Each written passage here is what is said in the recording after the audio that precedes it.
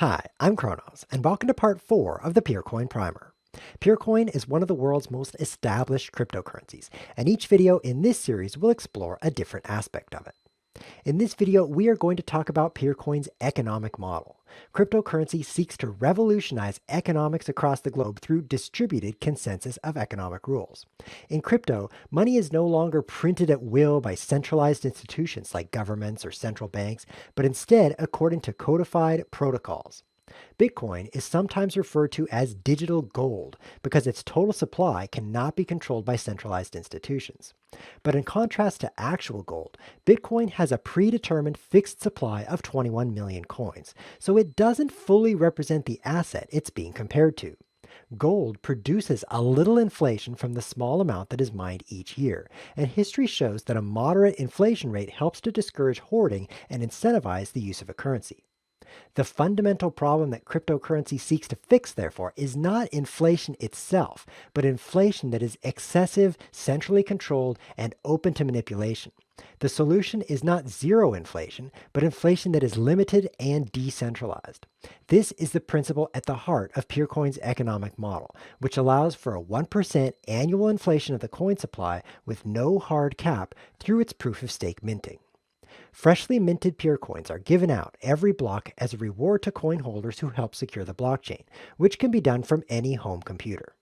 The minting reward allows you to truly be your own bank as it provides interest on your Purecoin savings, while the inflation provides subtle economic pressure on those who do not mint blocks to participate.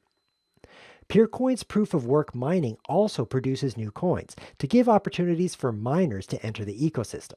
However, the rate of this flow is designed to decrease to a trickle as more and more mining power is directed at the network. In 2013, after the first year of Purecoin, annual growth in the coin supply was about 8%. At the time of this recording in 2019, it's well below 3% annually. Purecoin shares its mining algorithm with Bitcoin, so as the mining industry advances as a whole, the impact of Purecoin's proof of work component on the inflation rate will gradually and smoothly diminish until it is insignificant. The final component that affects the Purecoin economy is transaction fees. As we've seen in the second and third videos in this series, proof of work blockchains are secured by miners who spend vast sums of money on equipment and electricity to compete for rewards. These rewards come in two types: a subsidy in the form of new coins from block rewards generated automatically by the network, and fees paid by users who want their transactions processed.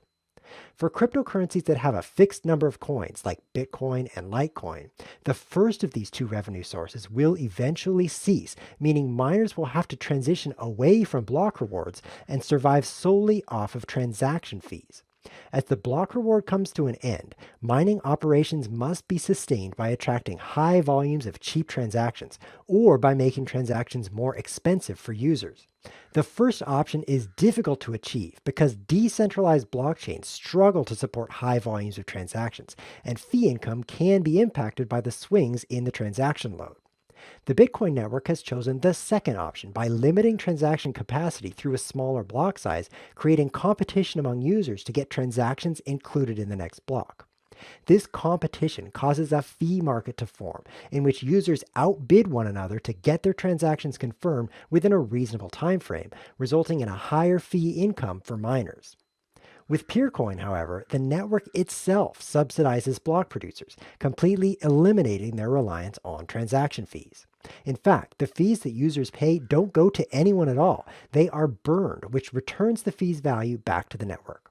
So instead of receiving fees, minters are fairly and continuously rewarded in proportion to their coin holdings by a fixed block reward that will never end. This is possible because the cost-efficient nature of proof of stake allows security to be sustained with less expense. And since there's no competition by minters for fees, no incentive exists to arbitrarily limit the block size to make transaction fees more expensive for users. The fee in Peercoin exists only to deter spam transactions, and it's fixed at a rate of 0.01 Peercoins per kilobyte of data usage, which has the added benefit of making the cost of transactions predictable and easy to calculate. In summary, Purecoin is designed to have a limited and decentralized inflation, as the 1% coin injection from proof of stake minting provides a regulated and continuous stream of new Purecoins into the system. This mild inflow encourages the circulation of coins and discourages the hoarding that plagues fixed supply currency models. The forethought that has gone into Purecoin's economic model avoids the bad practices seen in centralized financial institutions over the centuries and codifies sensible economic practice into a decentralized blockchain protocol. We've now seen that Purecoin is economically viable. In the next video, we'll get into Purecoin's mission. If you have any questions or comments, post below. I'm Kronos. Thanks for watching.